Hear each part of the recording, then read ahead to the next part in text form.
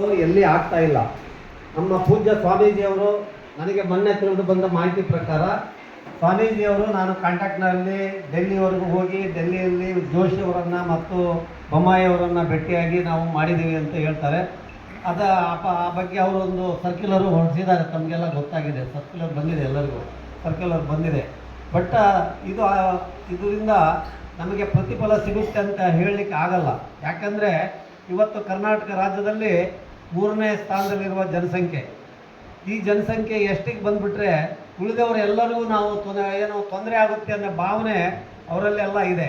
ಆದರೆ ಆ ಭಾವನೆ ಇಲ್ಲ ಅಂಥೇಳಿ ಮುಖ್ಯಮಂತ್ರಿಗಳು ಮೊನ್ನೆ ಒಂದು ಸಭೆಯಲ್ಲಿ ಹೇಳಿದ್ದಾರೆ.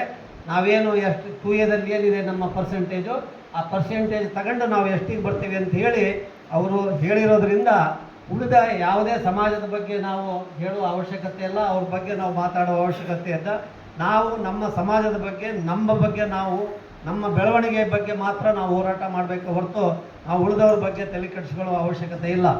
ಹಿಂದೆ ಏನು ನಾಯಕರು ಮತ್ತು ಕುರುಬರ ಬಗ್ಗೆ ಹೆಗಡೆ ಅವ್ರ ಪೀರಿಯಡ್ನಲ್ಲಿ, ನಂತರ ದೇವರಾಜ ಅರಸೋರ ಪೀರಿಯಡ್ನಲ್ಲಿ ಡೆಲ್ಲಿಗೆ ಹೋಗಿದೆ, ಇದು ಪ್ರಪೋಸಲ್ ಹೋಗಿದೆ.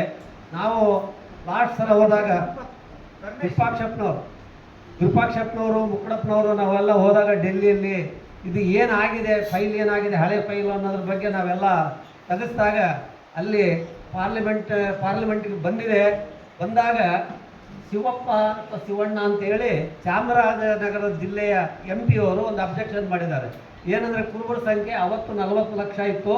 ಈ 40 ಲಕ್ಷ ಜನ 3% ಇರುವಂಥ ಈ ಒಂದು ಇದಕ್ಕೆ ಬಂದರೆ ನಮ್ಮ ಉಳಿದವ್ರಿಗೆ ಏನೂ ಸಿಗಲ್ಲ, ಅದರಿಂದ ಇದನ್ನು ಎಷ್ಟಿಗೆ ಸೇರಿಸ್ಬೇಡಿ ಅಂತೇಳಿ ಒಂದೇ ಒಂದು ಕ್ವಶನ್ನು ಅವರಷ್ಟೇ ಹೇಳಿದ್ದಾರೆ.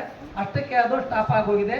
ಆ ಸಮಯದಲ್ಲಿ ಇದ್ದಂಥ ನಮ್ಮ ಇವರು DK ನಾಯಕರು ಮತ್ತು ಚೆನ್ನಯ್ಯ ಒಡೆಯವರು ನಮಗೆ ಇಲ್ಲಿ 3% ಇದ್ದು ನಮಗೂ ಏನೂ ಸಿಗೋದಿಲ್ಲ, ಅದರಿಂದ ನಮಗೆಲ್ಲ 2Aದಲ್ಲಿ 15% ಇದೆಯಲ್ಲ ಅಂತೇಳಿ ಆ 15%ನಲ್ಲೇ ನಾವು ತಗೊಳ್ಳೋಣ ಅಂತ ಒಂದು ಏನು ಯೋಚನೆ ಅವ್ರಿಗಿತ್ತು.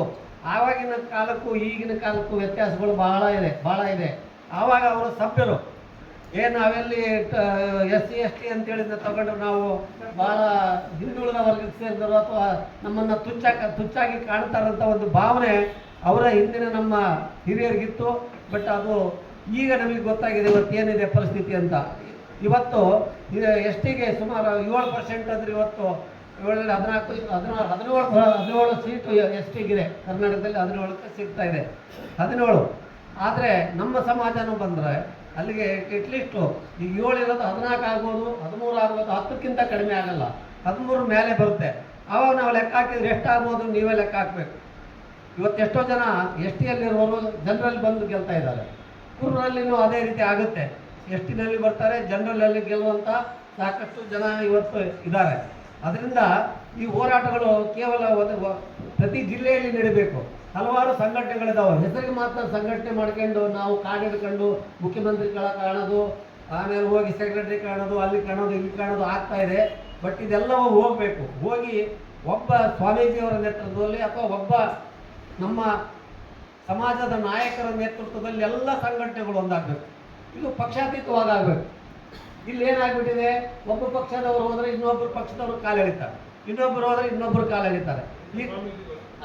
ಅದಕ್ಕೆ ಸ್ವಾಮೀಜಿಯವರ ನೇತೃತ್ವದಲ್ಲಿ ಎಲ್ಲ ಪಕ್ಷಗಳ ನಾಯಕರು ಹೇಳಬೇಕು, ಮುಲಾಜಿಂದ ಸ್ವಾಮೀಜಿಯವರು ಹೇಳಬೇಕು, ನೀವೇನಾದರೂ ನಮ್ಮ STಗೆ ಹೋರಾಟಕ್ಕೆ ನೀವು ಸಪೋರ್ಟ್ ಮಾಡದೇ ಇದ್ದರೆ ನೆಕ್ಸ್ಟು ನಿಮ್ಮ ಪಾರ್ಟಿಗೆ ನಮ್ಮ ಸಮಾಜದ ಓಟು ಸಿಗಲ್ಲ ಅಂತೇಳಿ ಖಡಾಖಂಡಿತವಾಗಿ ಸ್ವಾಮೀಜಿಯವರು ಹೇಳಿದರೆ